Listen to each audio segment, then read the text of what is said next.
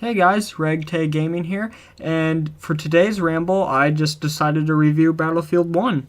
So without further ado, let's dive on into it. So the first topic that we're going to go over is historical accuracy. And for me, I look for historical accuracies when I play games like this, whether it be it Call of Duty, World at War, or Battlefield 1 in this instance. And I hold historical accuracy in very high regard. I just like history, so I like that stuff. So it just really pisses me off when a game is horribly inaccurate. So if they're inaccurate, then it's a plus for me. And Battlefield 1 is remarkably accurate. It is very accurate, down to the facts and the guns and the equipment that they used. All of it is very realistic, especially the campaign. The campaign is uber realistic. So I really like that about that. All of the guns are realistic. They feel realistic. They sound realistic. The uniforms are realistic. There's facts on the loading screens that are really interesting to read, and some of them are just, it's just remarkable. Like for instance, like 7,000 horses died at the Battle of Verdun per day. But yeah, so they add that they really did devote their time to historical accuracies. So this game is very accurate, and I applaud it for that. And our next topic for this game would be campaign. I know some people like to buy games for the campaign or the story mode rather than like the multiplayer games and stuff like that. I would suggest not buying this game for the campaign. You're wasting your money if you just play the campaign on this game. You'd be doing yourself a favor if you bought the game for the campaign and the multiplayer. I'm not saying the campaign isn't bad. It's short, but it's sweet. What it does give is phenomenal. I loved the campaign. It was a short amount of time, though. It's such a shame, though. But yeah, some of the stories in the campaign were actually emotionally touching, and not very many games do that. Just if you get your hands on this game, just do yourself a favor and play the story, The Runner. That one is a pretty emotional one. But yeah, the campaign is phenomenal. It's just short, so you gotta take that with a grain of salt. Well, the next topic would be multiplayer. Pretty much 90% of the game. Probably if you're buying the game, it's probably for the multiplayer. I'm not gonna lie to you. So is the multiplayer good? Is it balanced? Are there any bugs? What's going on there? A lot of people are wondering.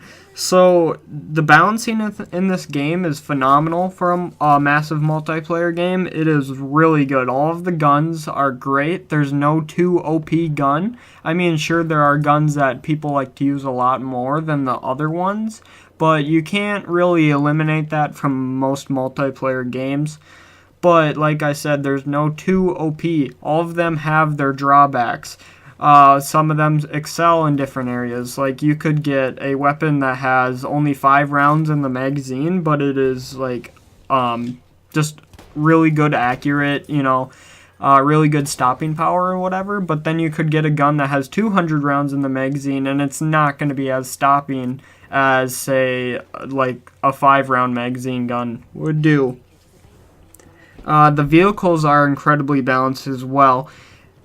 Pretty much when you're in the vehicles, all it goes to is the drivers. Like, if you're a good driver, you'll rock, pretty much.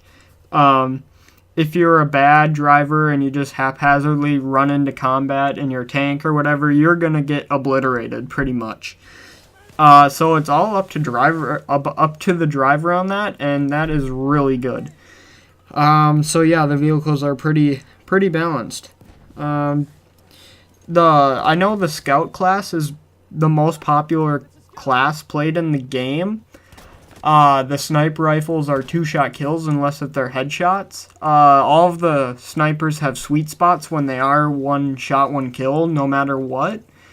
But The trade-off with that is if you have a scope on yours, there's scope shine, so people know where you are as soon as you look down that scope. There's going to be a glint on that scope, and people are going to know right where you are. So you really got to be careful about that. But that's what makes that class really balanced. So you got that. And now people are probably wondering about bugs. Are there any bugs? What's going on with that? Well, with multiplayer games, you always have bugs of some sort. You can't really get rid of those. And yes, there are bugs, but not any bugs that make it where you can't play the game. There are bugs like you might once you die, the camera shows your dead body. Sometimes it might be glitching in the wall. It might, like, if you get blown up by a grenade and your body flies way wherever, the camera wants to stay on your body, but it also wants to stay where you died. So sometimes the camera will glitch between your body and where you died. So you have that. But really, the worst bug I've encountered is if you die and you get rezzed or revived. Sometimes you're revived without your gun on the screen and you can't shoot. But if you wait a little bit or you switch weapons, I think it comes back. And I don't know if that's fixed yet. But that's about the worst bug I've seen. There's not really that many troublesome bugs in this game, but there are some.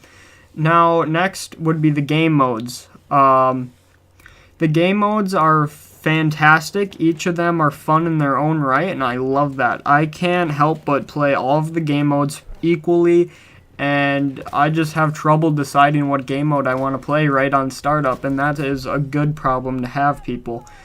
I know in Call of Duty, the only game mode I play is Team Deathmatch, because I don't really care about the other ones. Well, in Battlefield 1, all of the game modes are begging to be played, and all of them are good in their own rights, and that is really good for a game. That probably took a lot of effort to come up with, so kudos to EA. And now for DLC, like the Premium Pass and any in-game purchases. Well, I'm just going to tell you right now, the Premium Pass hands down is worth the money. You're doing yourself a favor if you buy that. If you have the game and you like the game, buy the Premium Pass. Do it. I mean, like, I'm not going to come over there and force you to do it, but I'm telling you, it is worth the money. You are getting your money's worth there. As for the battle packs, and what battle packs are, if you don't know, is your gun camos. The battle packs are absurdly expensive, and you're gambling, really. If you buy a superior battle pack, you're only gambling if you get the camo you wanted, or what if you get a camo you already have, then you're out of like $3 or $4 or however much it costs. EA is just really running people's wallets dry with the battle packs, so do not buy the battle packs. I would not suggest it whatsoever. Now it comes to the term of replayability. Well, this game has a very high replayability depending on if you like multiplayer games. If you have any other games that you want to play, then the replayability on this one might be a little bit lower.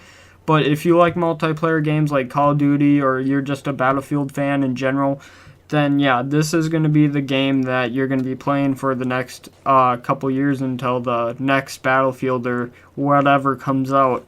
So yeah, and if you're wondering if you should buy this, I'm going to tell you that it is worth it. You are getting your money's worth if you buy this game. I just can't preach it enough, really.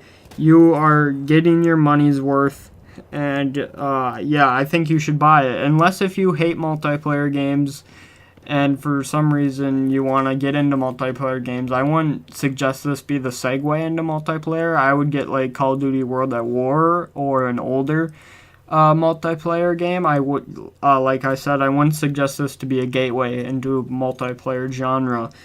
But yeah, so now at this point we can rate, put this on my rating meter, and what my rating meter is by hours, 0 to 25 to 50 to 75 to 100 plus hours. And now, as you can imagine, 100 plus hours is the best rating you can get. But yeah, so obviously the quality of the game and the hours you're going to be getting correlate, but not to an extent. So I wouldn't take this as like, if I say 75 plus, I wouldn't say that this is like the best game of all time or something like that, or a mediocre game. I would say you're getting about 75 hours worth. So it's really up to there. I'm not going to sell opinions here or convince people. I'm just saying that if you play it at a certain amount of hours, then that's your own opinion. For me, I'm going to rate this game at a 75 hours. That's about how much I'm getting out of this game, and that's about how much I like it. And now 75 out of 100 doesn't sound that good. That's like saying 7.5 stars out of 10. That's not true. That's just saying that's how many hours I've played until I'm getting a little bored. But yeah, so I hope this video helped you. If you're deciding whether you should buy the premium pass or not, I hope this video helped you. I hope I didn't come across as too straightforward or like saying, hey, buy this, buy this, buy this, buy this. This is not sponsored by EA by any means or any other companies, and for that matter. So I just hope this video helped you, and I hope you have a good day, and I will see you in the next one.